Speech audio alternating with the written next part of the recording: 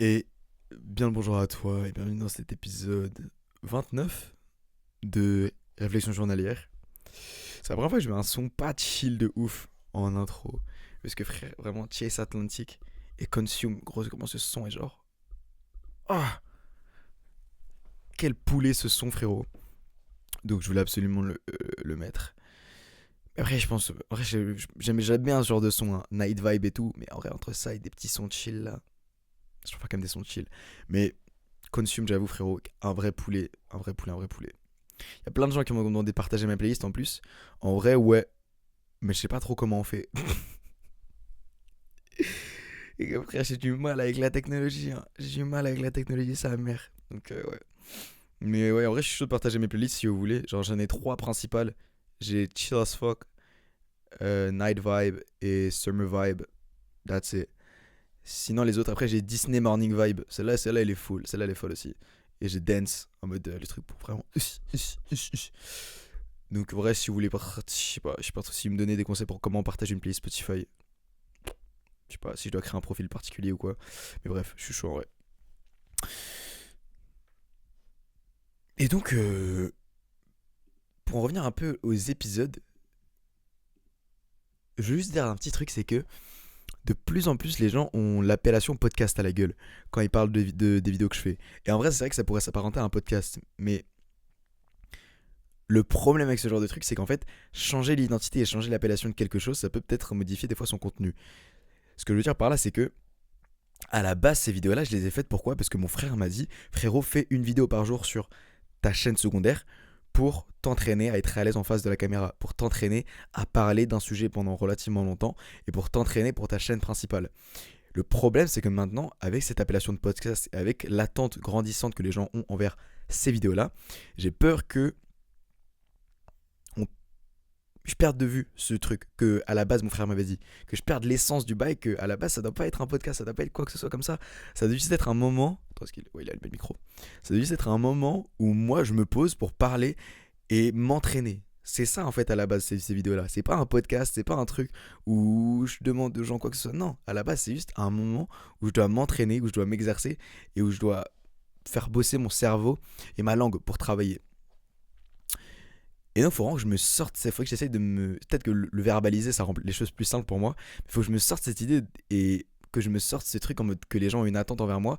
Et il faut que je me dise que, genre, non, juste je continue de faire des vidéos dans mon coin et pas que je change l'identité de ma chaîne ou l'identité de quoi que ce soit. Parce que là, actuellement, frérot, la chaîne, on est à 1300 abonnés, frère. On est à 1300 abonnés. J'ai vraiment l'impression que hier, gros, j'avais encore 600 abonnés, gros. Donc c'est vraiment une dinguerie de ouf. Et justement, ces chiffres qui grossissent, les gens qui commencent à commenter, de plus en plus de gens qui commencent à rejoindre mon Discord, j'ai peur que ça influence la façon dont je vais parler dans mes vidéos et le contenu que je vais produire dans cette série. Donc je n'espère pas, parce qu'actuellement, gros, on est littéralement 400. Bah, je sais pas. Bah, attends, wesh, y a pas de.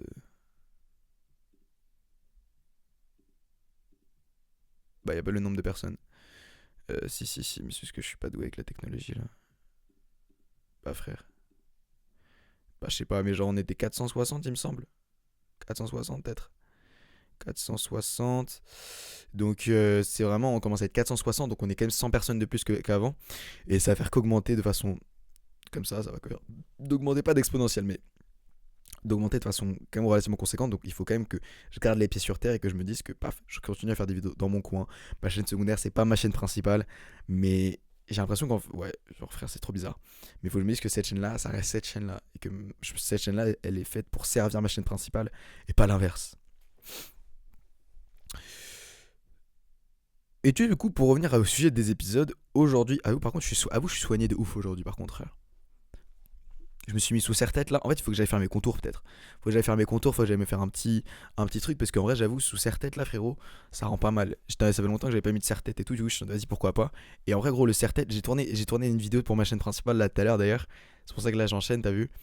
Un petit serre-tête, le serre-tête, vraiment. Ah, vous, il y a un délire. Ah, vous, il y a un délire. Mais le timecode de maintenant, s'il y a un délire. J'aime trop faire ça. Mais en vrai, moi, je trouve qu'il y a un délire. Donc, pour l'épisode d'aujourd'hui, j'avais pas trop prévu de parler d'un truc introspectif et tout, parce que mon frère m'a quand même rappelé que mes épisodes, je dois pas les prendre comme des séances de thérapie. Genre, je dois pas les prendre comme un truc où moi je dois m'ouvrir, où je parle de trucs personnels de ouf, parce que même si ça peut être utile de temps en temps, c'est pas forcément ouf d'ouvrir sa vie à propos de tout, etc. Surtout quand il y a de plus en plus de gens qui commencent à te suivre. Et donc, je pense que je vais essayer de faire de moins en moins ça, malheureusement, et que je les ferai plus de mon côté, parce que c'est quelque chose de personnel, du coup, l'introspection, et que j'évite de le partager à trop de personnes. Mais je vais faire de plus en plus essayer de réfléchir sur certains sujets, mais pas relatif à ma vie bien évidemment, mais genre pas directement lié à ma vie. Donc pas que je parle de mes problèmes, pas que je parle de mes trucs, que je parle juste plus de sujets généraux ou d'anecdotes drôles à raconter. Et donc aujourd'hui le truc dont je voulais parler, c'était quand même, c'était un truc qui me tournait pas mal dans la tête et dont on avait parlé depuis un petit moment avec mon frère, et c'était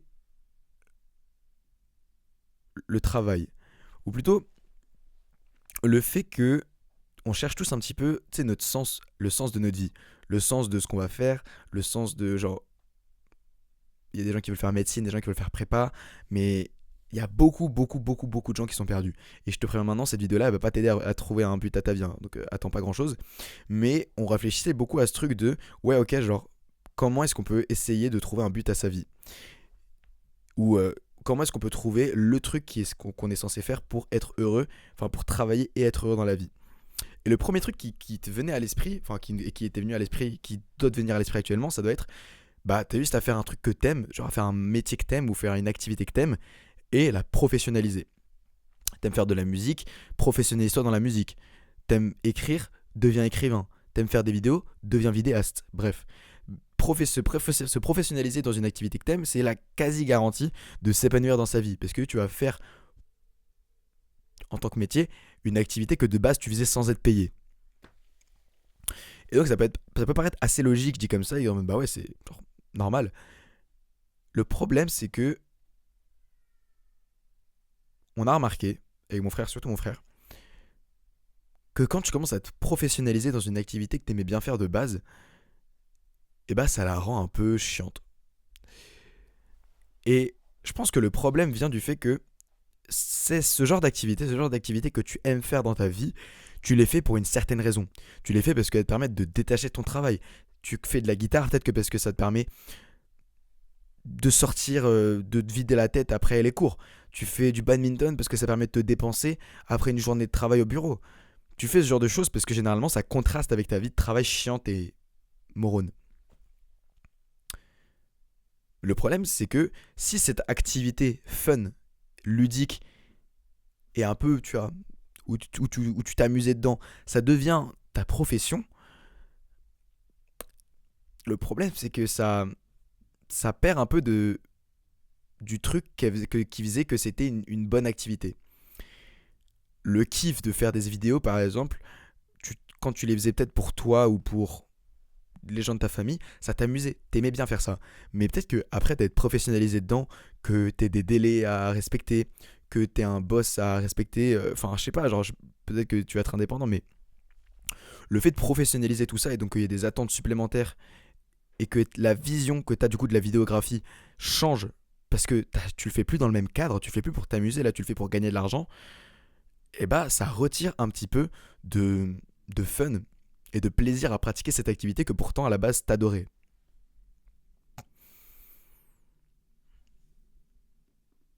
Je suis à 20%.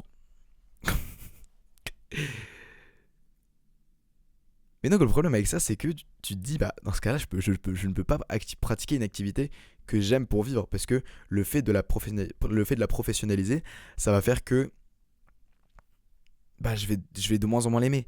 Et c'est souvent ça en fait. Je sais pas, c'est genre, il y a beaucoup de gens, il y a beaucoup de fois où ça arrive, surtout dans le milieu sportif par exemple, où il y a des mecs qui sont très bons, genre vraiment ils sont hyper chauds, ils montent en niveau, du coup ils montent en niveau parce qu'ils sont super forts, et dès qu'ils atteignent un niveau genre national un peu plus et que ça doit commencer à rentrer dans le professionnel, ils arrêtent.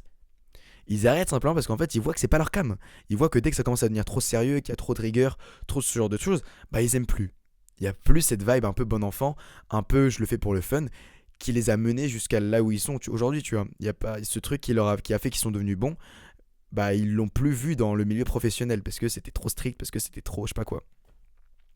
Et j'ai un peu peur de ce genre de choses parce que du coup, en réfléchissant à ça, le conseil de ouais, prends un truc que t'aimes et fais-en ton métier, bah il est pas si absolu que ça. Et il peut ne pas être si efficace que ça finalement.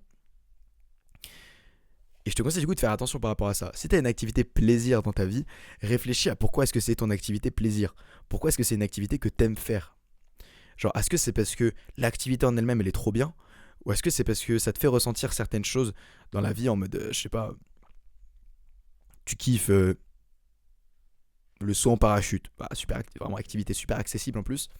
Mais tu kiffes le saut en parachute par exemple. Peut-être que parce que t'aimes bien la sensation de sauter d'un avion et de truc ton parachute. Si t'aimes bien le voler, c'est parce que peut-être t'aimes bien la sensation de taper dans la balle et de voir que tu sautes haut et que tu vois, t'es réceptif.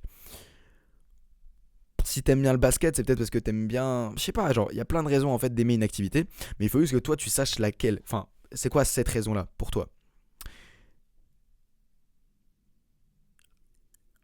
Il faut que tu y réfléchisses absolument parce que si la raison pour laquelle t'aimes cette activité, c'est en mode ouais, parce que ça me fait sortir de mon train-train quotidien et que ça me permet genre de dissocier ma vie professionnelle avec ma vie personnelle et de mes activités, ou ça permet de dissocier ma vie scolaire avec ma vie personnelle avec les activités que je pratique.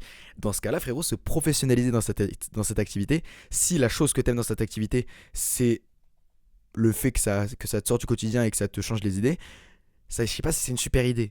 Parce que dans ce cas-là, la seule composante qui rendait cette activité enjoyable pour toi, bah tu vas la tourner en un truc chiant parce que ça va devenir la routine. Et encore une fois, du coup, je le répète, si cette activité c'est un truc que t'aimes faire de base en tant que tel, tu vois, que genre c'est les sensations que t'as quand tu les fais, c'est cool ou que tu sens que c'est vraiment une activité dans laquelle tu peux te dedicater en mode que tu peux vraiment t'investir à fond.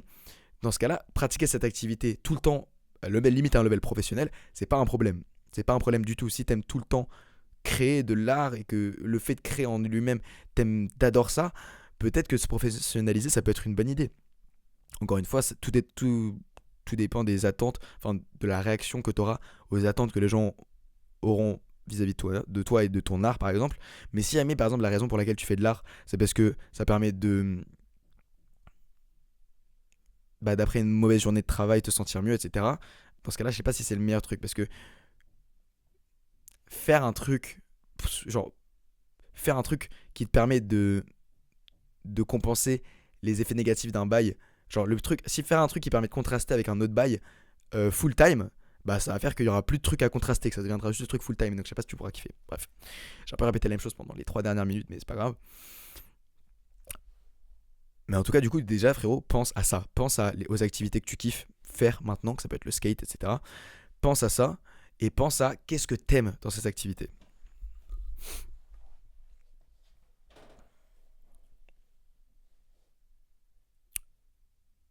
Et maintenant qu'on a ces réponses, maintenant que on sait ce genre de choses,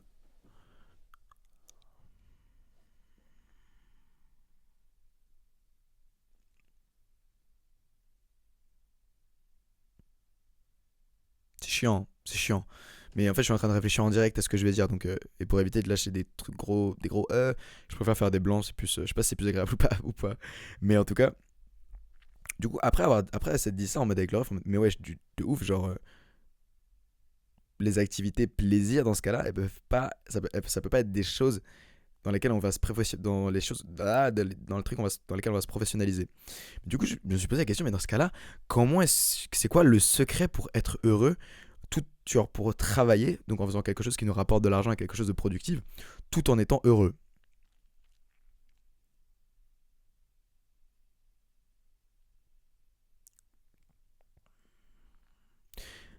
Et honnêtement, je pense que il faut pas forcément s'attendre à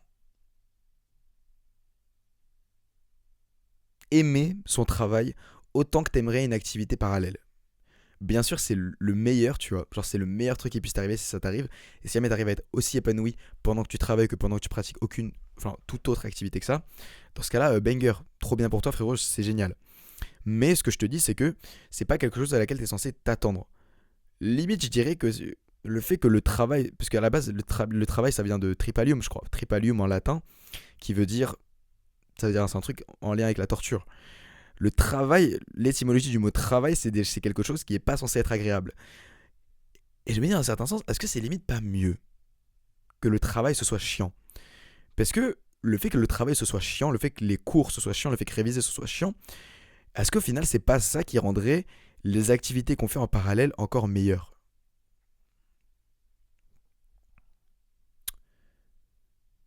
Bien évidemment, je ne prévois pas de détester mon travail. J'aimerais pratiquer quelque chose dans la vie qui me plaît et dans laquelle je suis épanoui, mais je me dis que le fait que si jamais tu as un travail qui te plaît pas forcément, il faut absolument, enfin, je pense qu'il faudrait qu'il te plaise dans une certaine mesure. Mais le fait que dans l'absolu, tu t'amuses pas forcément de ouf à ton travail, est-ce que c'est forcément quelque chose de mauvais? Beaucoup de gens pourront dire que oui, du coup, parce que c'est horrible, tu te fais juste grave chier à ton travail. Mais je me dirais que si jamais ton travail est super chiant, c'est-à-dire que d'autres aspects de ta vie peuvent être super fun en parallèle. C'est peut-être triste de dire ça parce que tu te dis, bah ok, mon travail c'est de la merde, mais du coup c'est cool parce que c'est tellement de la merde que en comparaison, tous les autres trucs que je fais dans ma vie c'est cool. Ça paraît un peu triste, j'avoue. Mais c'est une vision que tu pourrais avoir, tu vois. Putain, attends, je voulais dire un truc important là. Mais, ah, c'est chiant.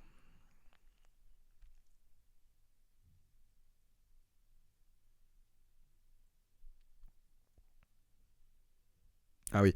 Mais selon moi, tu peux quand même être épanoui dans ton travail, ça serait quand même cool. Mais juste, il faut savoir en fait quoi attendre de ton travail. Est-ce que dans ton travail, tu prévois, genre. Parce que je trouve qu'il y a plusieurs types de satisfaction dans la vie, tu vois. Il y a le type de satisfaction quand t'as fini de réviser ou quand t'as eu une bonne note à un contrôle. T'es en mode, ok, putain, là j'ai fait le taf qu'il fallait, j'ai fait ce qu'il fallait pour avoir le résultat que j'ai eu. Et il y a le type de satisfaction que t'as juste quand tu te divertis. Pas que tu te divertis de façon malsaine, que tu consommes du contenu rapide, etc. Mais quand tu te divertis en mode que tu fais du sport, que tu fais de la peinture avec tes potes, enfin personne fait de la peinture avec ses potes, mais ouais, ça c'est cool à faire quand même. Que tu joues de la musique, ce genre de trucs, tu vois, c'est deux types de plaisirs différents. Et je pense que un des trucs qui pourrait te rendre heureux, ou qui aurait une chance de te rendre heureux dans ton travail, moi ce qui me rend heureux personnellement dans ce que je fais dans la vie, bah, je dis ça comme si j'avais un travail, mais ce que je fais ce qui me rend heureux quand je fais des vidéos YouTube ou quand je pratique du sport, parce que je fais du sport, c'est la raison pour laquelle je le fais. Le sport, moi personnellement, du coup, j'ai envie de faire du sport à haut niveau. Et dans ma tête, en fait, dans mon imaginaire, les sportifs, c'est littéralement des super êtres humains. Genre, ils repoussent sans cesse les limites physiques de l'humanité. Et surtout les gymnastes, parce qu'ils font des trucs assez exceptionnels. Et me dire que peut-être un jour, je vais pouvoir faire partie de cette élite, ça me fait en mode, je me dis en mode, ah ouais, putain, ok, c'est vraiment un putain de banger. Et pour des vidéos YouTube, je me dis que c'est cool que je fasse des vidéos YouTube parce que je sais que ça aide des gens. Je sais que ça aide des gens dans une certaine mesure. Je me dis pas que t'as vu, je suis Gandhi ou quoi, ou que j'ai aidé un maximum de personnes, mais je reçois relativement régulièrement, ou même sous certaines de vidéos, des gens qui disent que je les ai aidés via mes vidéos YouTube sur ma chaîne principale, ou même que j'ai aidé sur cette chaîne-là à les pousser à se poser certaines questions sur eux-mêmes ou sur les questions que j'avais posées dans les vidéos. Et donc globalement, je sais que grâce à mes deux chaînes YouTube, je ne fais pas de la merde. C'est-à-dire que je fais pas des vidéos de divertissement de connards où juste tu regardes la vidéo et à la fin de la vidéo, t'es super, tu t'es diverti, mais t'es brain dead. Je fais des vidéos éducatives. Je n'éduque pas les gens, c'est pas ça que je veux dire par là, mais c'est que je fais des vidéos qui ont pour but d'instruire. Que ça peut être instruire, en fait j'ai l'impression qu'instruire aussi ça a une connotation, enfin c'est une connotation trop académique. Tu peux instruire des gens sans que ce soit forcément académique ou que tu vois. Même le fait d'apprendre c'est rester trop académique, trop lycée, collège, école, tout ça, alors qu'en fait tu peux apprendre n'importe où ailleurs. Et bref, je fais des vidéos quand même éducatives, c'est-à-dire que dans mes vidéos sur ma chaîne principale, je t'apprends des trucs, je te donne des conseils que tu dois appliquer dans ta vie pour t'améliorer. Et sur cette chaîne-là, par contre, c'est un peu plus unfiltered. Et je te donne plus, dans ce cas-là, des axes de réflexion, des questions que tu devrais te poser. Et vraiment, frérot, si tu regardes ces vidéos juste pour te divertir et passer un moment, c'est cool, c'est sympa, hein, mais arrête de la regarder. Généralement, j'aimerais avoir un public qui essaye de. Genre, j'aimerais pas avoir un public et une communauté complètement passive et qui regarde, et tu sais, le type de communauté qui juste regarde des vidéos de dev perso mais qui font rien par la suite. Donc frérot, si jamais tu sens que t'es passif de ouf en regardant mes vidéos sur ma chaîne principale ou en regardant les vidéos sur ma chaîne secondaire, et que t'en tires forcément aucune leçon ou que tu retiens pas forcément grand chose et juste que tu m'écoutes en fond comme ça, franchement, tu peux arrêter de me regarder. Tu peux arrêter de me regarder et si jamais t'as rejoint mon Discord pour cette raison, parce que tu trouvais que, je sais pas, tu peux quitter. Parce que en vrai, moi frérot, je te dis que je préfère avoir une communauté de personnes qui sont relativement investies dans leur personne et qui sont plus actives. Parce qu'honnêtement, moi, c'est pour ça en fait que je fais ces vidéos à la base, c'est pour améliorer ta vie. Mais si jamais tu regardes ces vidéos-là juste parce que, je sais pas, c'est drôle de regarder des vidéos d'un mec qui parle pendant 30 minutes, ou parce que t'as envie de te divertir et d'entendre parler un gars pendant 30 minutes, c'est cool parce que merci, tu me fais des stats. Mais en soi de soi, moi frérot, je préfère avoir un gars qui regarde mes vidéos et qui applique la plupart des conseils que je dis et qui est actif dans son self-improvement et qui essaye de plus en plus de faire des choses dans la vraie vie pour concrétiser les vidéos qu'il regarde, plutôt que 10 mecs qui regardent mes vidéos en mode brain dead. Je dis ça maintenant, du coup, si jamais tu fais partie des gens qui regardent des vidéos en mode brain dead sans appliquer les conseils, quitte mes vidéos et tu peux m'unfollow, etc. Parce que personnellement, j'ai pas forcément envie d'avoir ce gars dans ma communauté, par exemple. Parce que j'en ai. En fait, ça me casse un peu les couilles, vraiment, les mecs les youtubeurs de dev perso qui font des vidéos sans forcément. Enfin, genre, je sais pas, mais non, c'est plus les gens. Non, ok, c'est pas forcément les créateurs, mais c'est plus les spectateurs. Il y a beaucoup de spectateurs de développement personnel qui regardent des vidéos de développement personnel juste parce que c'est trendy. Et ils se disent, ouais, ok, je vais faire du dev perso, mais dans ta vie, qu'est-ce que tu as fait actuellement?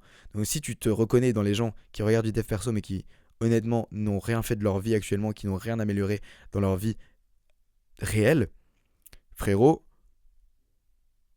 commence à agir. Je te dis pas que c'est totalement perdu et c'est vraiment même bien, mais première étape, frérot, c'est d'assumer. Assume que littéralement, depuis que tu as commencé à regarder du contenu de dev perso, tu ne fais rien. Genre, tu n'as rien fait dans ta vie globalement, ou peut-être essaye de relever quand même quelques éléments que tu as fait, mais je pense qu'il n'y en a pas beaucoup. Et maintenant que tu le sais, frérot, et commence à agir dans la vraie vie. Fais des bails dans la vraie vie, ma gueule. Genre, en gros, je te donne des conseils sur ma chaîne secondaire, enfin sur ma chaîne principale et tout pour que tu agisses dans la vraie vie. Et même sur cette chaîne-là, je te donne certains conseils pour agir dans la vraie vie. Agis, agis. Là, frérot, après cette vidéo-là, qu'est-ce que tu vas faire? Après cette vidéo-là, frérot, t'auras regardé un gars parler pendant 30 minutes. Super, maintenant je retourne à mes occupations, je retourne scroller sur TikTok ou je retourne me branler. Non, frérot. Essaye d'agir. Tu sais quoi, frérot? Juste après la vidéo, là, fais-moi 20 pompes. Fais-moi 20 pompes. Comme ça, au moins, ça te pousse à agir après avoir regardé mes vidéos, frérot. Je te jure que c'est vrai. Là, c'est un truc de connard parce que c'est le premier truc qui me pop à la tête, faire 20 pompes. Mais c'est juste en fait pour te dire que dans la vie, mon gars, va falloir que tu agisses et que tu fasses des choses dans la vraie vie si t'as vraiment envie de progresser. Parce que moi, je fais des vidéos, c'est cool, mais gros, si tu restes passif en face d'elles, arrête de les regarder. Ça sert à rien. Donc, bref. Pour revenir du coup au sujet de la vidéo principale, c'est que j'ai remarqué un point en commun entre le sport et mes vidéos YouTube, parce que c'est deux trucs dans lesquels je me professionnalise de plus en plus. Même si pour l'instant, les deux, ça reste pas des passe-temps, mais des trucs pas hyper professionnels, parce que bah, je suis pro dans aucun des deux. C'est quand même des trucs où je aime de devenir professionnel dedans. Professionnel. Alors, je aime de vraiment glow up dans ces deux aspects de ma vie et que ça devienne les deux plus gros aspects de ma vie. Les études, moins par exemple, tu vois. Et le truc, c'est que personnellement, j'ai pas très peur en fait de que ces deux activités, du coup, elles deviennent chiantes pour moi, comme je l'ai dit précédemment. Parce que déjà, ces activités, même si c'est cool que je les fasse, c'est pas des activités de plaisir que je fais. Et surtout, les choses que j'aime dans ces activités, c'est la raison pour laquelle je les fais. C'est la cause que j'ai derrière. Pour le sport, c'est vraiment le fait de... C'est peut-être un truc d'ego, hein, mais c'est le fait de se dire que, genre, gros, il y a peu de personnes sur Terre qui arrivent à atteindre un niveau professionnel en sport. Et je me dis que cette élite, j'ai envie d'en faire partie. J'adore la gymnastique. J'adore en pratiquer. Et je sais que je peux m'investir je sais que je peux m'investir énormément dans ce sport. Et que ça me dérangerait pas. Je sais que ça ne me dérangerait pas. Peut-être que je changerai d'avis plus tard, mais en tout cas, ça me dérangerait pas. Et pour YouTube, le truc qui me pousse justement à continuer à faire des vidéos YouTube et qui pourrait ne pas me poser problème, même dans la professionnalisation de ce domaine, ça serait que la cause qu'il y a derrière et la raison pour laquelle je l'ai fait, bah, c'est une super cause. Qu'est-ce que je m'en bats les couilles? C'est pour ça d'ailleurs que la plupart des mecs qui font de l'humanitaire ou qui tiennent des associations, ils adorent le faire même s'ils sont pas payés. même s'ils sont bénévoles. Parce que la raison pour laquelle ils le font, pour eux, c'est une cause noble. C'est nourrir des SDF, nourrir des étudiants en HES, tu vois, ce genre de choses. Et moi, la raison pour laquelle je fais des vidéos, etc., pour moi, c'est une cause qui est pas aussi honorable que nourrir des SDF et nourrir des enfants qui crèvent de faim, mais qui est quand même respectable, je trouve. J'ai pas honte de ce que je fais sur Internet. J'ai pas honte de cette chaîne YouTube, j'ai pas honte de ma chaîne YouTube principale. Pourquoi? Parce que grâce à ces deux chaînes YouTube là, je fais pas du contenu divertissement où les gens me regardent et après ils se branlent sur ma gueule. Je fais du contenu pour essayer d'améliorer la vie de jeunes hommes. Je fais du contenu, je fais des vidéos pour essayer d'améliorer toute une génération. Je fais du contenu pour faire en sorte que la prochaine génération d'hommes qui va exister sur cette planète, elle soit meilleure. Que ce soit pas des brain dead, que ce soit pas des pussies qui arrivent pas à provide pour leur famille, qui se font tromper par leur meuf parce qu'ils sont pas capables de garder un job pendant plus de 5 semaines. Genre, mon but et l'objectif que je me suis fixé derrière cette chaîne YouTube, etc., c'est littéralement d'améliorer la vie des gens. Et par extension, du coup, d'améliorer toute la génération. Surtout dans une génération dans laquelle on est, où il y a de plus en plus de dérives, que ce soit avec les réseaux sociaux, avec l'alcool, avec la puff, avec la drogue. Il y a de moins en moins de mecs qui arrivent à s'éduquer. À s'éduquer et à avoir le désir d'améliorer leur vie consciemment. Donc déjà, dis-toi déjà que frérot, du coup, si t'es sur cette chaîne-là et que activement t'essayes d'améliorer ta vie de n'importe quelle façon, GG frérot, parce que c'est extrêmement bien ce que tu fais. Il y a peu de personnes qui sont capables de le faire et il y a peu de personnes qui ont l'intention de le faire. Et moi frérot, c'est ça mon rôle. Donc je sais que même si je le fais à grande échelle, même si je le fais à relativement moyenne échelle maintenant, mais je sais que même quand j'aurai 100 000, 10 000, enfin 500 000 abonnés ou tout ça, ça sera un truc que je kifferais quand même faire. Parce que je sais que c'est un truc qui me permet d'aider des gens dans la vraie vie. Et ça, c'est quelque chose pour lequel je suis d'accord, avec lequel je suis ok de m'investir. Mais si par exemple ton travail c'est de faire des tableaux Excel ou des PowerPoint pour un boss, bien sûr que non frérot, ça va pas te plaire. Bien sûr que non. Parce que ça sert à quoi? C'est quoi la raison pour laquelle tu fais derrière? Je viens de te dire la raison pour laquelle j'ai fait mes chaînes YouTube pour améliorer la vie des gens, etc. Toi frérot, si jamais t'as un job de con en mode faire des tableaux Excel, bosser dans un truc, etc., c'est quoi la cause derrière? Et réfléchis après avoir trouvé la cause, est-ce que c'est une cause pour laquelle t'as envie de t'engager? C'est pas forcément si c'est une bonne cause ou pas, ça peut être une bonne cause, mais une cause pour laquelle t'as pas envie forcément de trucs, je sais pas, si t'es. J'ai fait mon stage de troisième au Parisien. Au Parisien, je vais pas te mentir, gros, c'était la semaine la plus chiante de ma vie. Les gens ne font rien, ils sont assis derrière un écran toute la journée en train de taper des news. Et là, tu pourrais te dire que justement, les mecs qui font ça, bah c'est super parce qu'ils permettent d'informer les gens, etc. Super, ok. Mais moi, personnellement, c'est pas une cause pour laquelle je pourrais m'investir. C'est ça que je veux dire par là. C'est que, essaye, toi, frérot, de trouver la cause pour laquelle tu pourrais te dire j'ai envie de m'investir corps et âme dans cette cause-là. Et je pense que ça peut être une piste pour essayer de trouver un sens à ta vie ou un but dans ta vie. Personnellement, après avoir commencé à me développer personnellement et avoir vu un petit peu tout le background de certaines choses, tout le background du comportement de certaines meufs, pourquoi est-ce que certaines meufs agissent comme ça, tout le background de pourquoi est-ce qu'être moche dans la société, ça rend ta vie plus dure. Après avoir vu un peu toutes ces révélations, je me suis dit que je devais absolument essayer d'éduquer les gens par rapport à ça et d'essayer de tenir les gens au courant par rapport à ça. Et c'est pour ça que j'ai lancé cette chaîne, frère. Et donc toi, frérot, essaie de trouver consciemment c'est quoi le truc qui pourrait te faire vraiment lever à 5h du matin. Est-ce que ça peut être aider des mecs? Parce que vraiment, il y a des trucs qui sont vraiment cool. Hein. Par exemple, faire des journaux pour Le Monde, c'est cool. Parce que ça permet d'informer les gens sur ce qui se passe récemment et tout. Mais c'est un truc, moi, je m'en bats les couilles. Je suis désolé, frérot, je m'en bats les couilles. Et donc, toi, frérot, le truc qui pourrait peut-être te passionner ou un truc comme ça pourrait être aider les enfants qui crèvent de faim en Afrique. Ça peut être aider les SDF qui dorment dehors tout seuls dans la rue. Ça peut être aider les gens qui ont le cancer. Je sais pas, frère, je suis en train d'improviser. Mais bref, trouve un truc qui te tient à cœur. Ça peut être faire de l'art pour essayer d'ouvrir la vision des gens sur un nouvel aspect du monde, avec une nouvelle vision, avec un nouveau point de vue, etc. Ça peut être tout ce que tu veux, mais il faut absolument, je pense, que tu trouves la raison et tu trouves une cause qui te tient à cœur.